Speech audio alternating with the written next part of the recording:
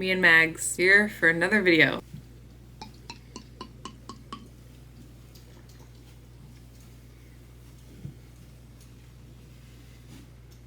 That's the spot. I turned 27 a couple months ago. I feel like I have some wisdom. So I'm gonna share 10 things that I have learned by the age of 27. And these are in no particular order. Number 1, nothing matters, but like in a good way. It's like, nothing matters. But then it's also like, nothing matters, you know? This is something that I have wanted to get tattooed on me. The phrase, nothing matters. For some reason, years ago, I started saying this. I started saying, it's fine. Nothing matters. And I would just say that over and over again because it's just kind of like a reminder to myself that it's not a big deal. I'm gonna die one day. None of this matters in the grand scheme of things. Things are never as serious or as bad as they may seem because in the grand scheme of things, you're gonna die. Nothing matters. Number 2, it's okay to be selfish. I have spent so many years of my life saying yes to things, being a people pleaser, stretching myself too thin when I could have just said no. It really comes down to the fact that if you are not taking care of yourself, you can't be there for anybody else. If you're not pouring water into your own cup, how can you take water from your own cup and give it to other people? It's just simply not possible. I've learned that it's totally fine to be selfish. It's totally fine to cancel plans and take care of yourself if that's what you have to do. If that's the priority, if that's what's going on, it's okay. Number 3, no one's coming to save you, bitch. You are in charge of your own happiness and you are in charge of your own life. You might be like, well, duh, like that's obvious, but at some point, I needed to hear this. At some point, my younger self thought that, you know, this person that I was dating was going to take care of me and fulfill everything for me. And that's just simply not the case. You are in this thing called life all by yourself. When it comes down to it, it's just you. You are the only person you have. Not to get super, super deep right away, but like, that's the truth. Yeah, you're in charge of your own happiness. You're in charge of taking care of yourself. Find happiness in the little things. I've always found happiness in the smallest things.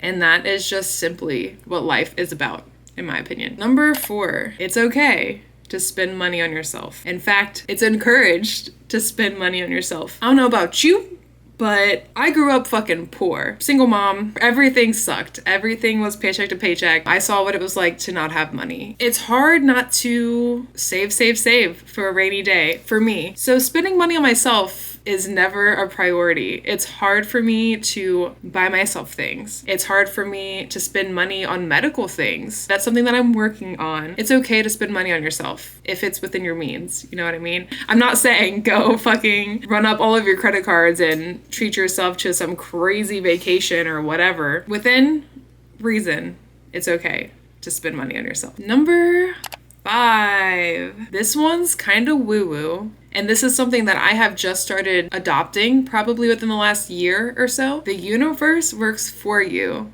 not against you. Repeat that. The universe works for you. Beach, it works for you, always. The universe is always working for you, no matter what you believe in. I say the universe, it can be a God, it can be spirit guides, it can be whatever you want it to be. The ebbs and flow of life are just always pushing you in the right direction. If one door closes, another one is always opening up, and these are just fucking facts. I remember being very, very in love and thinking this person was the best person and seeing a future with someone, and they were really bad for me. They were really fucking toxic. And we broke up, and I'm like, I'm never gonna find anyone like them. Well, the very next relationship was the best relationship I had ever been in, and just the complete opposite of the person that I was just crying about. It just goes to show you, like, things happen. They're happening for you. They're not happening to you. Number 6. Well, this would have been good life advice to my younger self.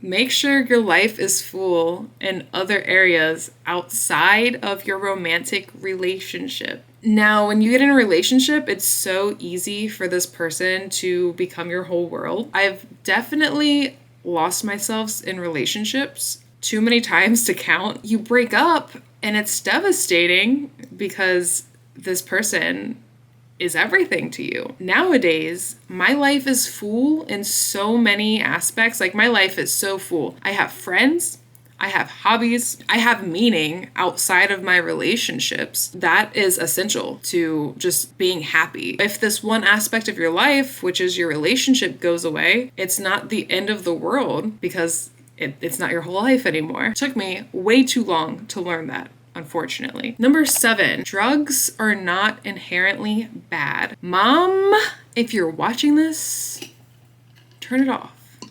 I'm not condoning drug use. I grew up with a very demonized idea of drugs. I grew up being told drugs are bad and they'll ruin your life, and they definitely have the ability to do that. However, I think they also have a time and place. As an example, psychedelics have the ability to change your mind. I think I am a better human being for having those experiences, and I would not take them back for anything. I think I have a broader sense of the world. I feel more connected to everything, to people, the earth. That's all I gotta say about that. Number 8, no one cares about you, but in a good way.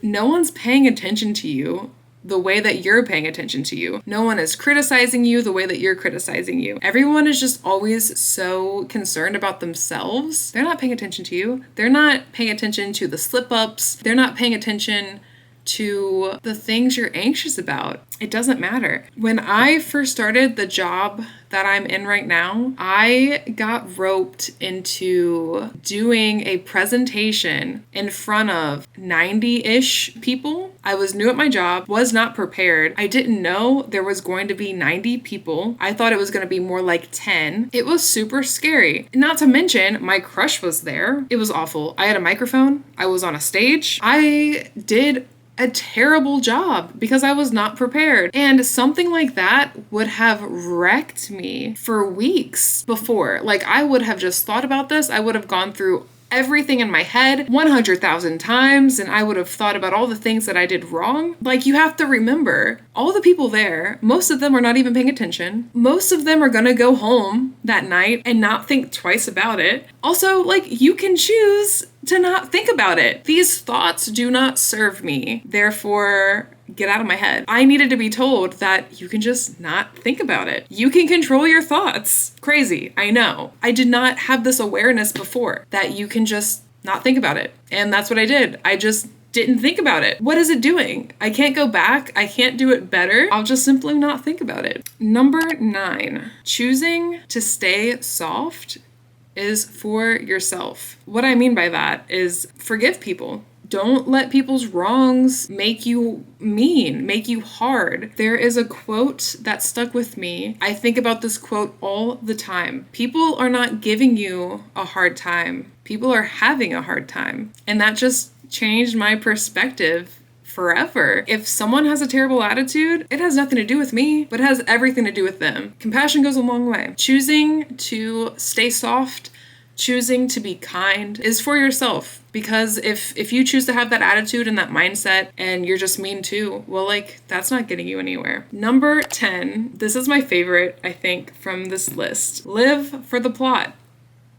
Live for the plot. Sometimes it's fun to do things even though you know that they're not good for you, even though you know that it's not going to go anywhere. It's fun to live for the plot.